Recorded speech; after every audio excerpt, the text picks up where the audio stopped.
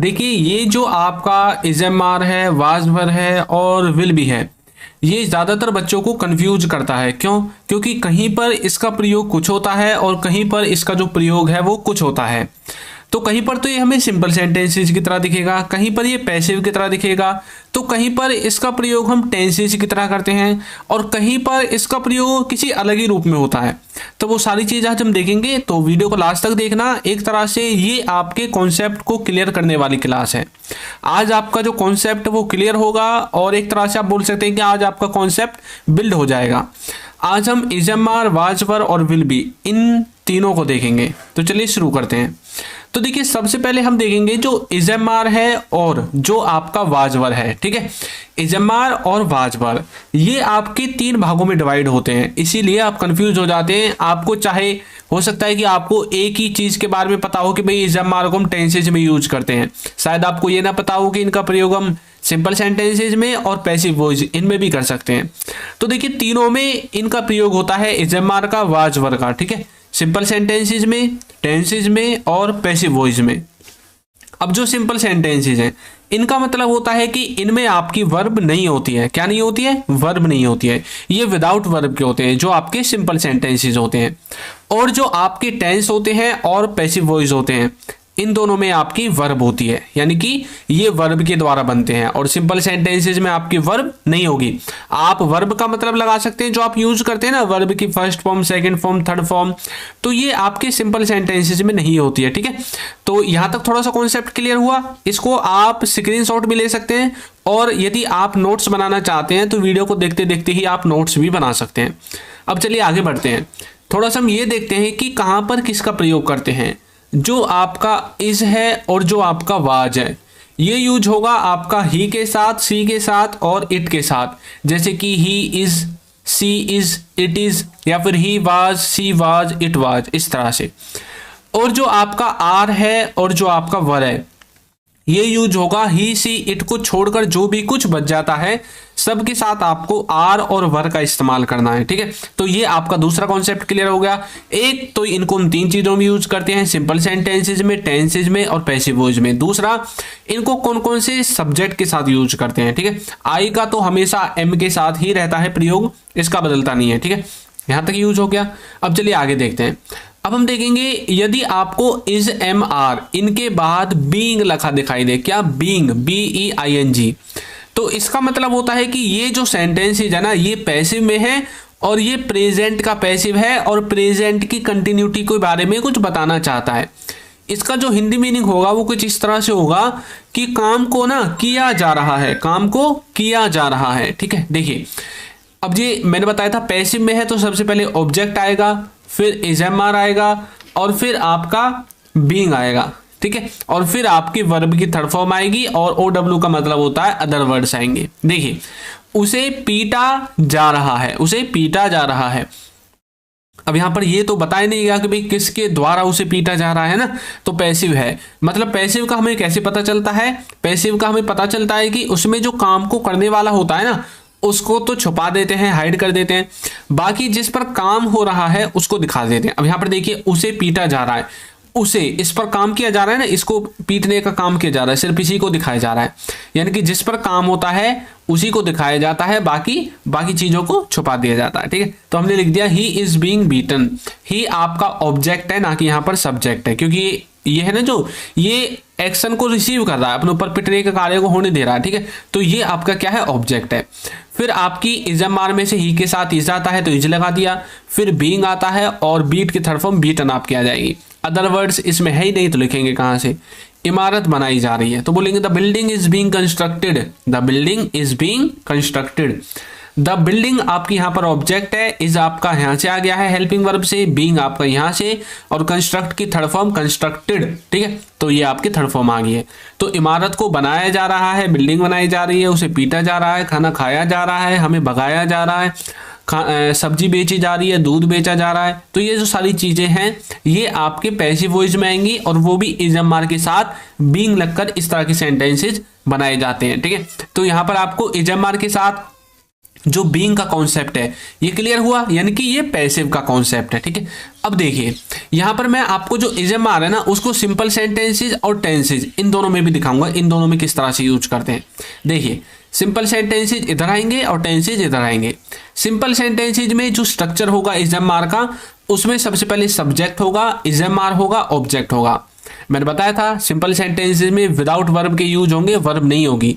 लेकिन यहां पर देखिए सब कुछ सेम है, लेकिन वर्ब यूज हो गई है और वर्ब में लग गई है आईएनजी। ठीक है, वर्ब में क्या लग गई है, आईएनजी लग गई है। सब्जेक्ट, इजम आर, वर्ब और आईएनजी और फिर आपका ऑब्जेक्ट आ गया। देखिए राम अच्छा लड़का है। ठीक है, राम अच्छा लड़का है तो मैंने बोल दिया Ram is a good boy. तो राम आपका सब्जेक्ट है, इजम आर में से इज आ गया, ऑब्जेक्ट में आपका यानी कि अदर वर्ड्स में आपके ये सारे वर्ड आगे जो यहाँ पर दिख रहे हैं। ठीक है, तो राम अच्छा लड़का है, यहाँ पर देखिए कोई काम नहीं हो रहा है बल्कि राम के बारे में कोई इंफॉर्मेशन दी जा रही है।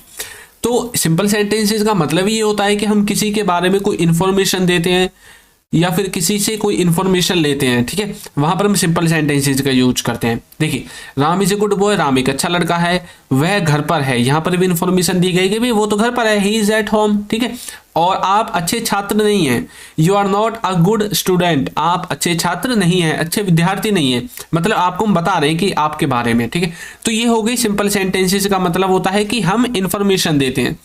लेकिन जब टेंसेज की बात आती है तो भैया वर्ब होगी। अब जब वर्ब होगी तो जैसे कि राम खेल रहा है, तो ये जो वर्ब है ना ये कुछ ऐसे कार्य को बताएगी जो अभी कंटिन्यूटी में है, जो अभी हो रहा है हमारे बोलते टाइम या हमारे देखते टाइम।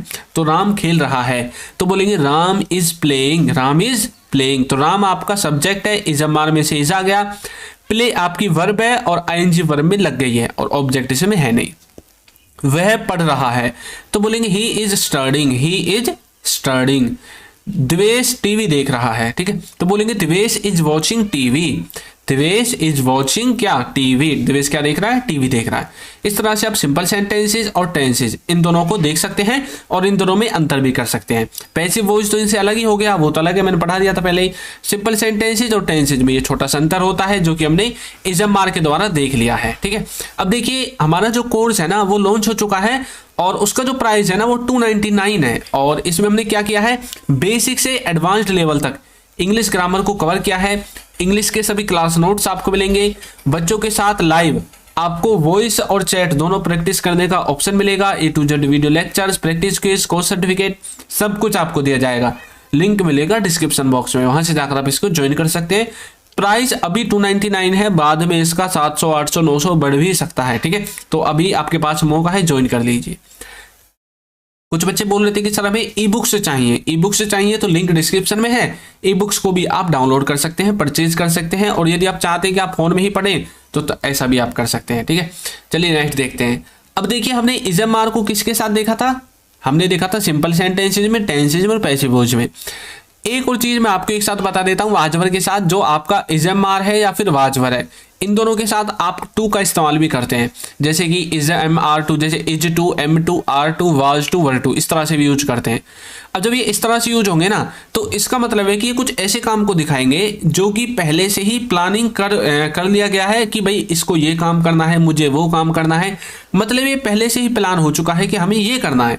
तो कोई काम करना है ये तो प्रेजेंट में, तो प्रेजेंट का बनाना है तो इजम आर, और कोई काम करना था पास्ट का बनाना है तो वाजवर। देखिए स्ट्रक्चर जो होगा, सबसे पहले subject, helping verb, helping verb यही तो है, इजम आर वाजवर आपकी हेल्पिंग वर्ब ही है।